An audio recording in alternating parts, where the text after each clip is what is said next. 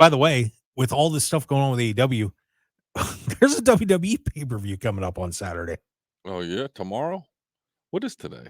I don't even know what Today's today is. Sunday, Today's Sunday. I feel like Friday. and Saturday does not come right after Sunday. Next week on Labor Day weekend, we have WWE Payback that is going to be coming up here. And if I could find my window, there it is. We do have 5 decent matches on this card, David. Talk to me. Becky Lynch and Trish Stratus are going to get the match that a lot of people were expecting to have at SummerSlam. They'll be in a steel cage.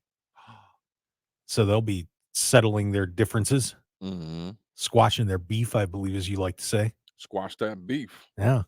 Is that what I say? I think so. I don't say it. Yeah, I think you do. We're I going to probably said it, but I don't say it like it's my thing.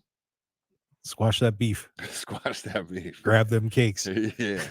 Come on, girl. But I'm sure Zoe Stark from FSW, of course, will be involved in that one. Seth Rollins is going to be taking on Shinsuke Nakamura for the World Heavyweight Championship.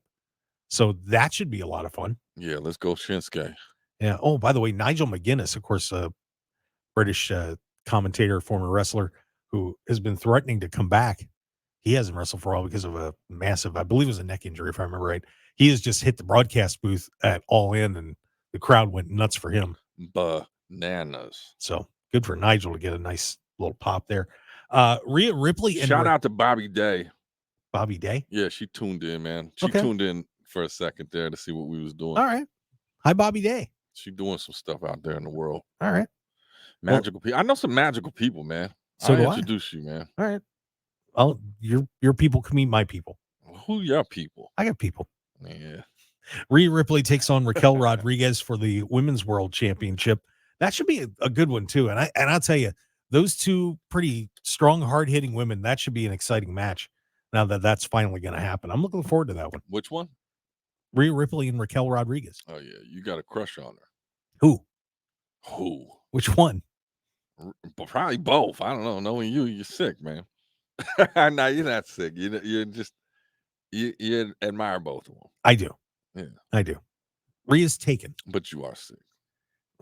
What does that mean? She's engaged. Well, you could still admire her. I can, but I'm just saying. If you're talking romance, no. Mm-hmm. No. Rey Mysterio will defend his newly gained United States Championship against the former champion Austin Theory. Do you see any chance Austin gets that belt back? I think it happens. Something has to happen with that belt. It doesn't make sense that Rey has it. Does it? It made no sense. It made no sense whatsoever. I mean, I think that was going to be Santos Escobar anyway, but then I don't know. I don't know why they did that. Yeah. It was just kind of a last hurrah for Rey, but we'll see what happens in that one. And then we have LA Knight and The Miz. We, after all this nastiness going on between the two of them. You know what's interesting? I mean, we talk about LA Knight, and obviously that's my guy there, but as like, there's almost something, and it's music artists as well, but you almost like endear them more when they're like, I was a huge Doja Cat fan when she was independent and doing this thing in small time. Then she blow up and you kind of like phase out of it. You know, we like that homegrown when they doing their thing behind the scenes and, you know, making that climb. Kind of changes once they get to a certain level.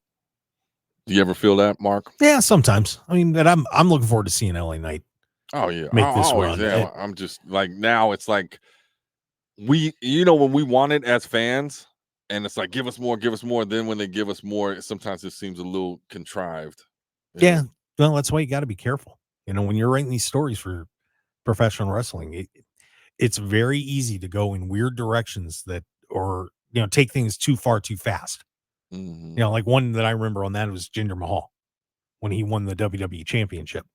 That just came out of the blue from him being everybody's whipping boy to the world champion in a matter of a couple of matches. You know, that just didn't work. And it was done because they were going on a tour of Italy. India. So they wanted to have him as the champion. Yeah, but it didn't make sense. Yeah, it was just like he just beat Randy Orton. He won a 6-person match and then beats Randy Orton. Went from nowhere to the champ. Okay. Yeah, I like that build. I like Austin's story, The Rock, how they just went from, one extreme to the next and like just went with it. Like there was a flow, right? Yeah. There was a flow from whatever to damn, and then to meteoric. I like Yeah. that word, meteoric. It's a good word.